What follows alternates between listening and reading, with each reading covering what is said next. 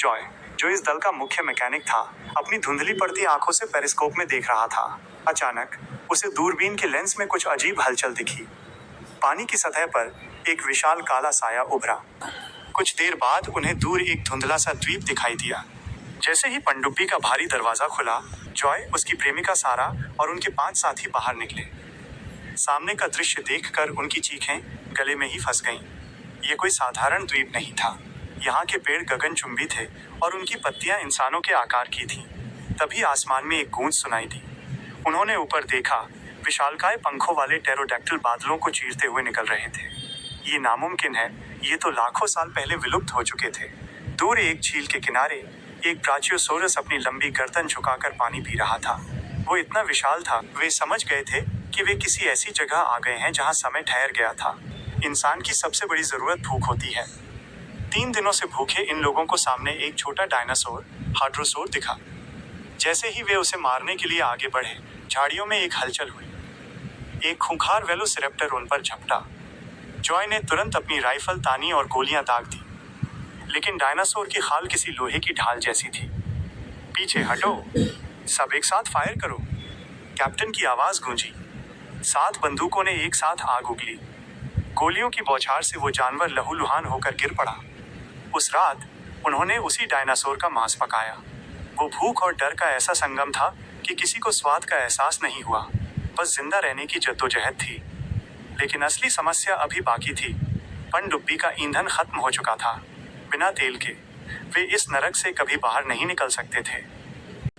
अगली सुबह जब वे ईंधन की तलाश में द्वीप के मध्य भाग की ओर बढ़े, तो उनका सामना 2 छोटे डायनासोरों से हुआ जो शांति से पत्तियां खा रहे थे। तभी अचानक उनके पीछे से तीखे भालों की बारिश हुई। ये आदिमानव थे। वे कद में छोटे लेकिन बहुत फुर्तीले थे। डायनासोरों को देखते ही वे आदिवासी डरकर भाग गए, लेकिन एक आदिवासी युवक पत्थर से टकराकर गिर गया और घायल हो गया। जॉय ने उसे मारने के बजाय उसका घाव साफ किया। वो आदिमानव अजीब आवाजें निकाल रहा था और बार बार एक पहाड़ की ओर इशारा कर रहा था, जिसके शिखर से काला धुआं निकल रहा था। वो एक सक्रिय ज्वालामुखी था। जॉय ने अपनी माचिस जलाकर उसे दिखाई, तो वो आदिमानव ऐसे उछला जैसे उसने कोई जादू देख लिया हो। धीरे धीरे उनके बीच एक अनकहा रिश्ता बन गया। आदिमानव ने उन्हें इशारों में समझाया कि वो उन्हें काले पानी, कच्चा तेल तक ले जा सकता है। रास्ते में एक मोड़ पर वो आदिमानव अचानक रुक गया। टीम का एक सदस्य, रॉबर्ट, अपना आपा खो बैठा। उसने अपनी बंदूक निकाली और पास में पड़ी एक खोपड़ी पर गोली चला दी। आदिमानव रोने लगा और डर के मारे उन्हें गुफा के पिछले रास्ते से ले गया। वहां सच में तेल का एक विशाल भंडार था, लेकिन तेल निकालने के लिए उन्हें उस सोए हुए राक्षस के पास से गुजरना था। जॉय और उसके एक साथी ने अपनी जान पर खेलकर डायनासोर का ध्यान भटकाया। जब वो राक्षस जागा और उसने जॉय पर हमला किया, तो बाकी टीम ने उस पर भारी मशीन गनों से हमला कर दिया। डायनासोर की आंखों से आंसू बह रहे थे, मानो वो पूछ रहा हो कि उसकी शांति क्यों भंग की गई। जॉय को दुख हुआ, पर मिशन जरूरी था। उन्होंने वहां एक अस्थायी रिफाइनरी बनाई। दिन रात मेहनत करके डीजल निकाला गया। जॉय ने टीम को 2 हिस्सों में बांट दिया। एक दल तेल भर रहा था और दूसरा जंगल में शिकार के लिए गया। जंगल में गए दल को अचानक एक गांव दिखा। वहां के आदिवासी अब बदल चुके थे और उनका इस्तेमाल करना सीख गए थे। अचानक जंगल जानवरों की आवाजों से गूंज उठा। ये जानवर नहीं हैं, ये आदिवासी हैं। जॉय चिल्लाया, लेकिन तब तक देर हो चुकी थी। एक एक करके जॉय के साथी गायब होने लगे। आदिवासियों ने गोरिल्ला युद्ध शुरू कर दिया था। इसी अफरा तफरी में सारा को भी आदिवासियों ने पकड़ लिया। जॉय पागलों की तरह सारा को ढूंढने लगा। तभी आसमान से एक उड़ता हुआ डायनासोर नीचे आया और जॉय को अपने पंजों में दबाने ही वाला था कि जॉय की बंदूक जाम हो गई। मौत सामने खड़ी थी। तभी वही घायल आदिमानव जिसे जॉय ने बचाया था, कहीं से कूद कर आया। उसने जॉय को जोर से धक्का दिया और खुद डायनासोर के जबड़े में समा गया। जॉय चीखता रह गया, लेकिन वो वफादार दोस्त अपनी जान देकर जॉय का कर्ज उतार चुका था।